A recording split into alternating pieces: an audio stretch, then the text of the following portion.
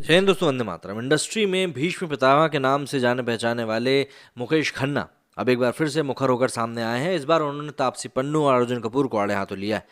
हालांकि कई सारी बातें उन्होंने ना कहते हुए भी कह डाली हैं, मतलब इनडायरेक्ट वे में तंज कसा है।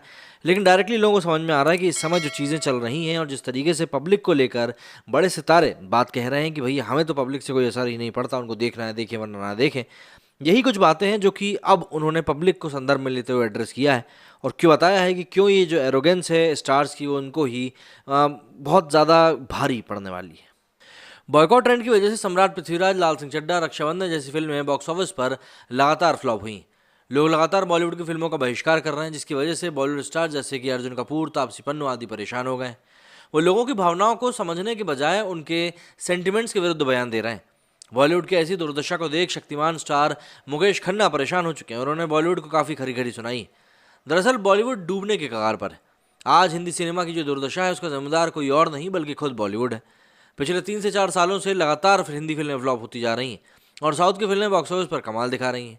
बॉलीवुड की नैया डूब रही है, फिर भी बॉलीवुड के स्टार्स ऐसे ऐसे कमेंट पास कर रहे हैं जिससे ऐसा लग रहा है कि या तो वे ओवर कॉन्फिडेंट हैं या फिर आंखें बंद करके बैठे हुए हैं। अभिनेता आगे कहते हैं कि हाल ही में अपने आप को स्टार समझने वाली हीरोइन ने कहा था, अरे हमें भी बॉयकॉट करो ना भाई। ऐसा क्या स्टेटमेंट देने की ज़रूरत थी, वो भी तब जबकि बॉयकॉट ट्रेंड की वजह से अभी अभी 2 से 3 बड़ी बड़ी फिल्में फ्लॉप हुई हूँ।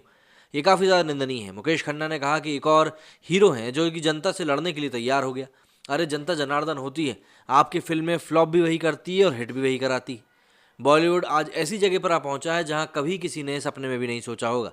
अगर इसकी नैया को पार लगाना है तो कुछ सुझाव है, जैसे कि हिंदू देवी देवताओं का मजाक उड़ाना बंद करो, धार्मिक फिल्में बनाओ, एंटी धार्मिक फिल्में मत बनाओ। स्टार्स को अपनी फीस कम करनी चाहिए, पहले कहानी बनाओ उसके बाद स्टार्स को चुनो।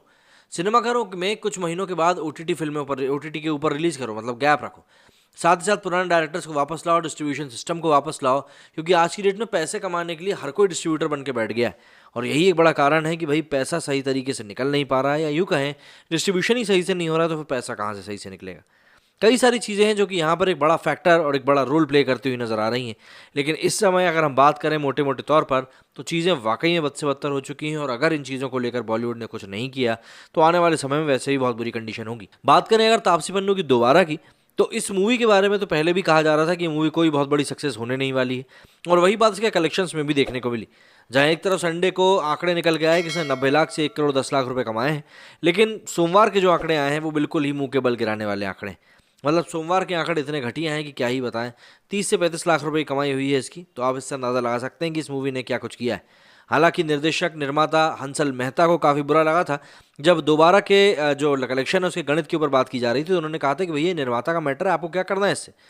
मतलब सीधी सी बात है, थोड़ा तो बुरा लगा ही होगा उनको, ये चीज़ समझी जा सकती है, लेकिन फिर भी इस तरीके से तो आपकी बिलबिलाहट को नहीं दिखाना चाहिए था।